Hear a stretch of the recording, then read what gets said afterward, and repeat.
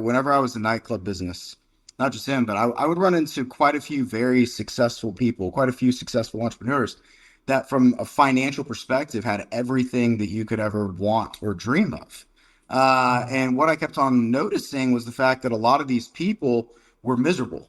And I've partied with some millionaires, I've partied with some billionaires. Whenever I was in club business, I went to Miami a couple times, to Vegas a couple times, and did some really crazy stuff when I came partying. And I kept on running into it and seeing this common theme of these people that just they had all the money in the world. They had all what looked like success in the world. They had worked really hard, but like they had no genuine joy and happiness truly Right. inside themselves. And like it was like Mm. even whenever you go to parties, you'd look at these people and they would be there and they would be paying the tab, but like they would be so isolated and so distant from the present. And it just made me start thinking like, what could possibly have Mm. gone on in their past to where they would be so disassociated in a moment where everybody else is trying to find so much happiness.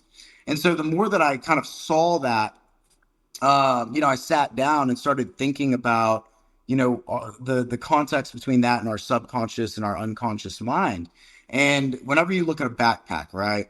A backpack is something that we carry. If you look at it as an analogy, and we took the backpack and we looked at that being compared to our subconscious and unconscious mind, right? So the Sure. backpack as a Okay. whole is our subconscious. It's basically Hmm. something that we wake up every single day and we've got that backpack on our back, right? Like we've Mm. got our subconscious. It's constantly running in your mind. You've got the little small pockets on the backpack, and that could be your unconscious mind or the things that, you have whenever it comes to your very deep limbic system or your hypothalamus, which is your storage in your brain, basically. And you can't really access that information directly while you're awake. You typically do that whenever you're asleep, especially in like a REM sleep cycle. Which is why dreams, a lot of times we have dreams about things that are in our present moments, is because our brain is basically trying to uh, go through an encrypted message that we receive during the day at night so that it can basically solve like why this went on.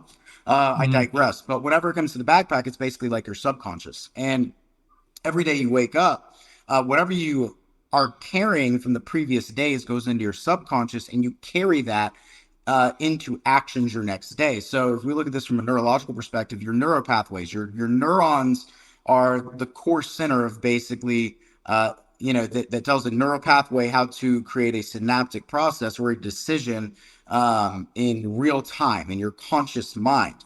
And so whenever we Mhm. look at your backpack, your subconscious, whenever you, for instance, walk into a sushi restaurant, if maybe whenever you were 10 years old, you had a bad experience whenever it came to sushi, or maybe your mom didn't like sushi, or maybe someone else didn't like sushi in your friend circle. So therefore, you started building this negative connotation with sushi. You're probably not going to pick sushi on the menu whenever you walk into that restaurant. You're going to pick hibachi or something else.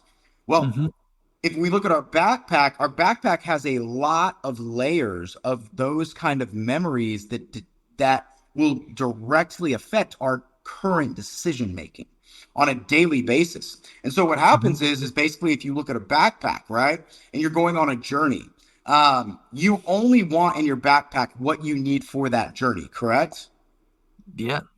Well, if you're not Yeah. Makes constantly sense. going in and reevaluating your backpack, if you don't understand what's going on in your unconscious mind, if you don't understand what's going on in your subconscious mind, it's Mm. very hard for you to make accurate decisions based off of what your current circumstances are if you are dragging all of that past baggage into your present. And so the Mhm. theory of the backpack theory and why I started writing the book is because I wanted to understand why do people do what they do? Why do millionaires, why do people that seem highly successful and highly motivated carry so much baggage on their past? And like you can look at Mhm. these people and you're like, why are you so miserable? Well, the more you look into it, if you looked at that backpack, there's layers upon layers of neuropathways, layer upon layers of memories that basically have not been dealt with. They have not been sorted through. And so they're carrying that baggage into every single day. And, Sure. sometimes the bag can get heavy and you can find resilience in that. But if you don't ever go into that backpack and get to the very bottom root cause of Hmm. why you take actions every day, you're never actually going to realize what your purpose is. You're never actually going to realize where you're going if you don't understand completely where you've come from. And so that is a high level thought process of the backpack theory, and why I've integrated that into my podcast is because we unpack past experiences Hmm. with people on the podcast to help define a better future. So we can look at where we came from to understand why we do what we do today, and then understand what we want to do with that information to transform where we're going.